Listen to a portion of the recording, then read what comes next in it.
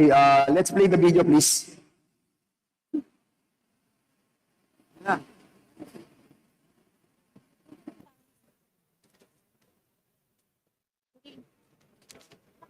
Ngayon ang Pogo, I will assure under my oath of office as President of this Republic, as elected by you, yung Pogo na yan, malinis yan.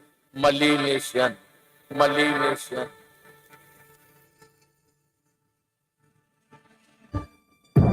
Bagamat trabaho at pera ang ipinangako na idudulot ng mga Pogo, puro kabaliktaran ang idinulot nito. Luha, dugo at hinagpis ang idinulot nito sa ating bansa. Sex trafficking,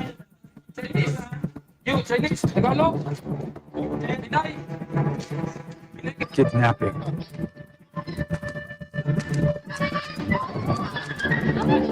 murder,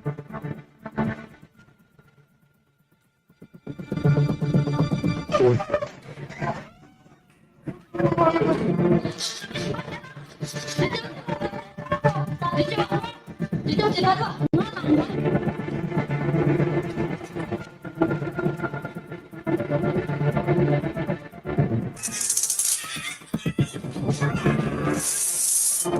at mga scams ay ilan lamang sa mga idinulot nila.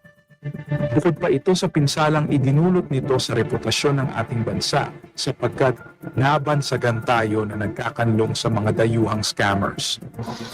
Dahil sa mga ulat ng mga krimen na dulot ng mga Pogo, ay sunod-sunod na ang mga naging operasyon ng PAOCC, IACAT, Bureau of Immigration, PNP at NBI, maging ng mga taga-AMLAC at PAGCOR para masawata ang mga problemang dulot nila. Dala ng mga nasabing operasyon ay mas lalong na-expose sa madla ang mga kalokohan na nagtatago sa mga offshore gaming operations. Isa sa mga nakakarimarim na expose na nalaman ng madla ay ang mga patay na katawan ng mga dayuhang natagpuan mula Enero hanggang Nobyembre nung nakaraang taon lamang sa Central Luzon at Calabarzon. Ayon sa mga ulat, ang mga naturang bangkay ay mga Pogo workers. Na-expose din ang mga bilyong-bilyong pera na nagmula sa mga scam hubs na nagtatago sa mga Pogo at nagsasagawa ng money laundering. Nalaman din ng sambayanang Pilipino ang panluloko na ginawa ng ilang mga Tsino na ninakaw ang pagkakakilanlan ng mga inosenteng mamamayan para makabili ng ekta-ektaryang lupa, makapagmay-ari ng negosyo at makatakbo sa politika.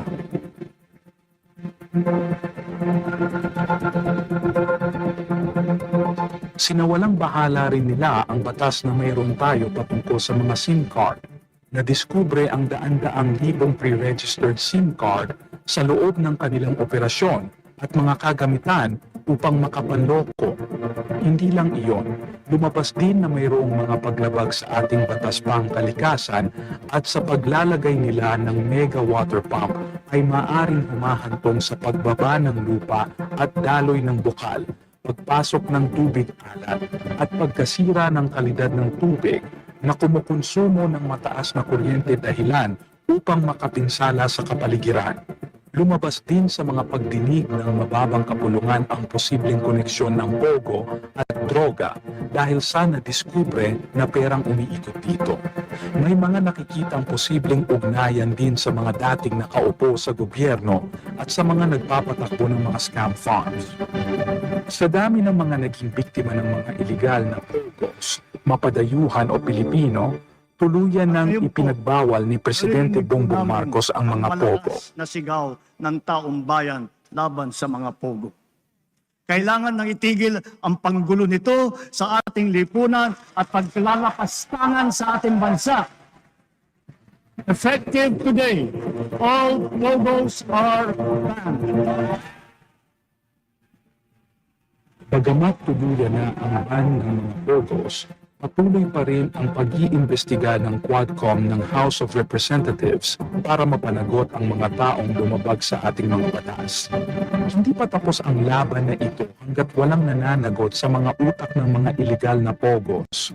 Hindi tuldok ang direktibang binigay ng ating Pangulo kung hindi isang simula upang linisin at alisin ang ganitong mga gawain sa ating bansa na nagdudulot ng mga karumal-dumal na krimen.